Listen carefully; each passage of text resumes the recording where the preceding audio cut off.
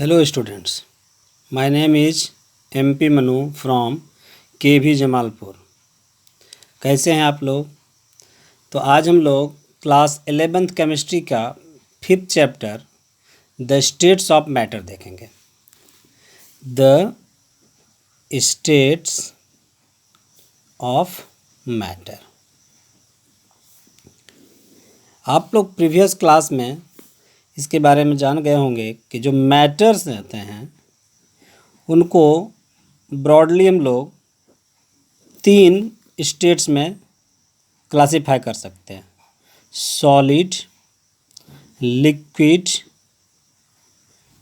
And gas.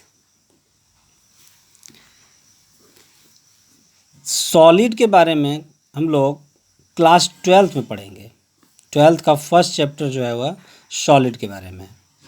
Class 12th के ही second chapter जो solution है लिक्विड के बारे में बहुत कुछ पढ़ेंगे। यहाँ पर हम लोग को स्पेशली गैस के बारे में पढ़ना है। तो देखेंगे the gaseous state.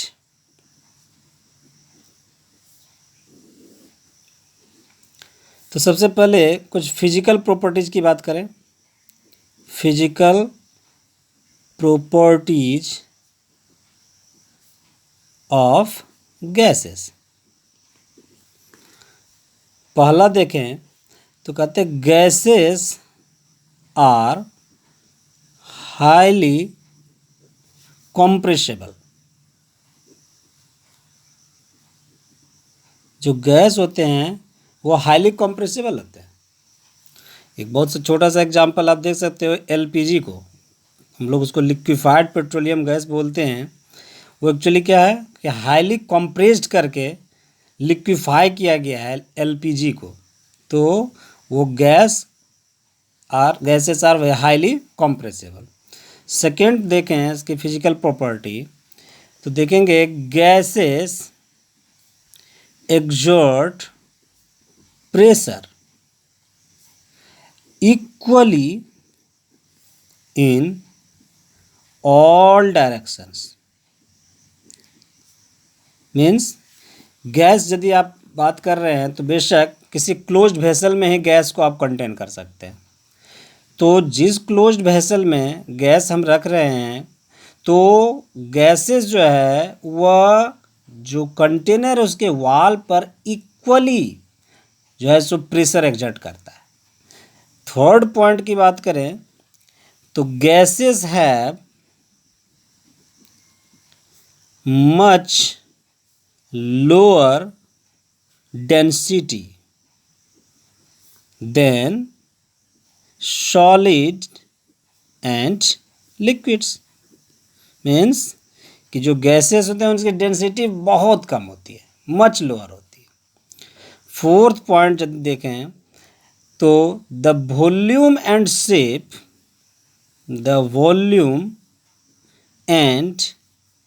Shape of gases are not fixed. Volume और शेप गैस के फिक्स नहीं होते। सॉलिड के वॉल्यूम और शेप दोनों फिक्स होते हैं, आप जानते हो। लिक्विड के वॉल्यूम तो फिक्स होते हैं पर शेप फिक्स नहीं होते। पर गैस की बात करें तो गैस के न तो शेप फिक्स होते हैं न वॉल्यूम फिक्स होते हैं। फिफ्थ पॉइंट आप लिख सकते हो gases mix evenly and completely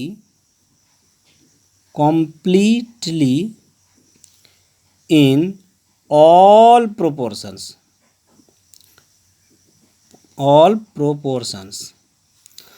without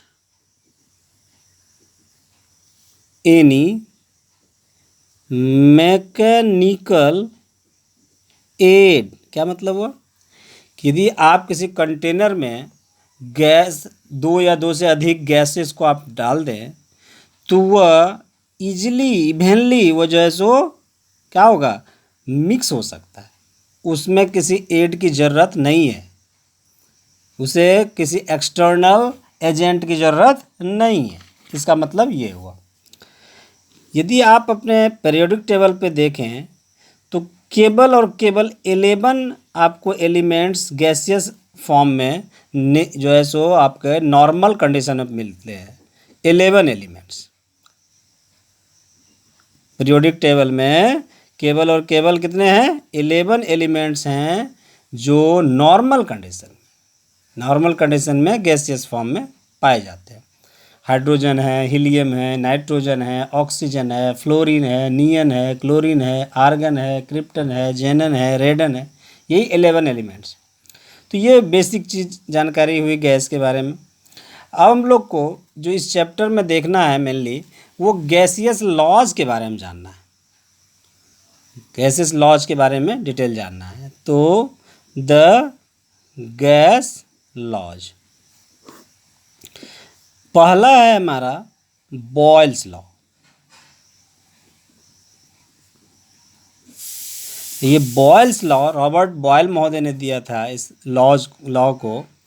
ये मेनली प्रेशर और वॉल्यूम के बीच के रिलेशन को बताता है। प्रेशर वॉल्यूम रिलेशनशिप, ये प्रेशर और वॉल्यूम के रिलेशनशिप को बताता है। गैसेस के बारे में जैसे हम लोग बात करते हैं तो आपको 4 चीज़ें जाननी है। या तो गैस के प्रेशर के बारे में जानना होगा, या तो वॉल्यूम के बारे में जानना होगा, या तो नंबर ऑफ मोल्स के बारे में जानना होगा, कितने मोल्स गैस हैं, यदि मोल्स की बात करते हैं तो, गैस की बात करते हैं तो, और जो चौथा है वो टेम्परेचर की बात करेंगे। आपको इसमें जो भी न्यूमेरिकल्स होंगे, सम होंगे, कोई 2 आपको ऑलरेडी दिए होंगे, बाकी 2 आपको फाइंड आउट करने होंगे। तो पहला जो हमारा बॉयल्स लॉ है ये प्रेशर और वॉल्यूम के बीच के रिलेशन को बताता है। तो ये लॉ क्या कहता है? तो कहता है this law states that, Boyle's law के बारे में, this law states that at constant temperature the volume of a fixed amount of gas is inversely proportional to its pressure। कि यदि किसी कंटेनर में, क्लोज्ड वेसल में आपने गैस को रखा है तो कहता है कि जो वॉल्यूम है वो प्रेशर के इन्वर्सली प्रोपोर्शनल है। कहने का मतलब यदि आप वॉल्यूम बढ़ाएंगे तो प्रेशर घटेगा, वॉल्यूम घटाएंगे तो प्रेशर बढ़ेगा। अपोजिटली भी कह सकते हैं कि प्रेशर बढ़ाएंगे तो वॉल्यूम घटेगा और प्रेशर घटाएंगे तो वॉल्यूम बढ़ेगा। इसको हम लोग इस तरह से दिखाते हैं कि V is inversely proportional to P, जहाँ पर टेम्परेचर क्या है? कांस्टेंट है। आपका नंबर ऑफ मोल्स भी क्या है? कांस्टेंट, फिक्स्ड लिखे हुए, फिक्स्ड अमाउंट ऑफ गैस। इसको हम लोग यदि प्रोपोर्शनलिटी कांस्टेंट को हटाएं तो क्या लिखेंगे? V equal to K by P, जहाँ पर K क्या है? एक प्रोपोर्शनलिटी कांस्टेंट। इसको कई जगह आपको P is inversely proportional to V लिखा मिलेगा, दोनों ही सही है, दोनों की मीनिंग सेम है। इसको आप P V equal to K भी कह सकते हैं। नहीं, दिस इज कांस्टेंट। तो प्रेशर और वॉल्यूम के बीच के रिलेशन को ही बॉयल्स लॉ कहते हैं।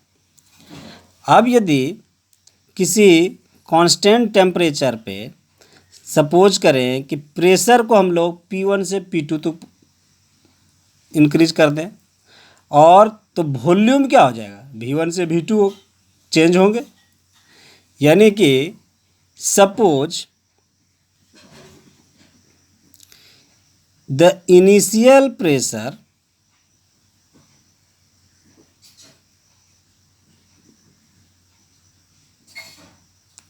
and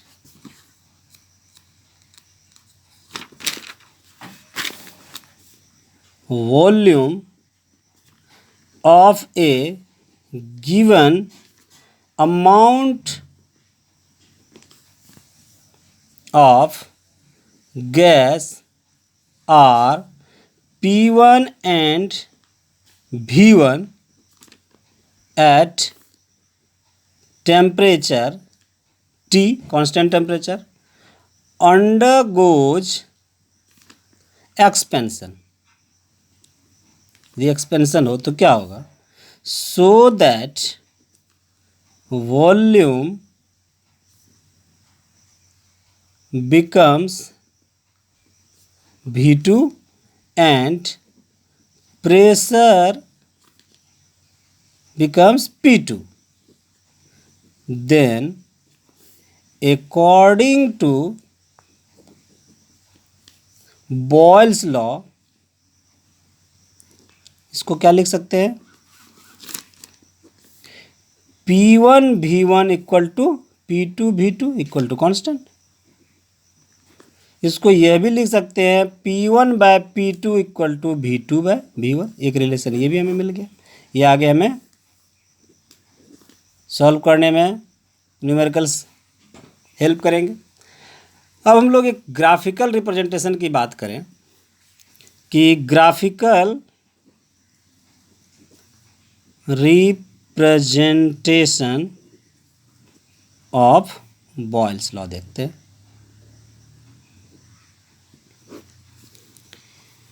हमने एक ग्राफ एक्स एक्सिस पे हम वॉल्यूम ले लिए और वाई एक्सिस पे हमने प्रेशर ले लिया, ठीक है। तो यदि हम इसके बीच का ग्राफ देखेंगे तो एक हाइपरबोला मिलता है हमें। इसको इस तरह से समझें, सपोज कीजिए इस प्रेशर की बात कीजिए, ये प्रेशर है हमारा T1 मान लेते हैं। ये टेम्परेचर जो है T1 है जो कांस्टेंट। जैसे ही आपने प्रेशर को क्या किया कि इंक्रीज किया, प्रेशर को आप सपोज कीजिए डिक्रीज, यहाँ की बात करते हैं, प्रेशर आप डिक्रीज किए, अभी वॉल्यूम हमारा ये है, ये वॉल्यूम का है नहीं, ये एक्सिस पे वॉल्यूम है, वाई एक्सिस पे प्रेशर है। इस पॉइंट पर देखिए आप प्रेशर को डिक्रीज करना शुरू करो। सपोज करो प्रेशर डिक्रीज करते करते करते आप यहाँ आ गए। अब देखो वॉल्यूम बढ़ गया, यहाँ वॉल्यूम कुछ था, अब वॉल्यूम इंक्रीज कर गया। इस पॉइंट की बात करेंगे तो देखेंगे कुछ और है, देखिए कि प्रेशर और डिक्रीज हुआ, वॉल्यूम और बढ़ गया। तो जैसे जैसे हम प्रेशर डिक्रीज करेंगे वॉल्यूम बढ़ता जाएगा। दूसरी तरफ से कह सकते हैं जैसे जैसे हम वॉल्यूम बढ़ा रहे हैं तो प्रेशर डिक्रीज होता जा रहा है। तो ये जो रिलेशन है बॉयल्स लॉ का, इसको फिगर हम लिख सकते हैं graph of pressure versus volume. तो ये ग्राफ बॉयल्स लॉ को शो करता है। तो यहाँ तक हम लोग देखेंगे।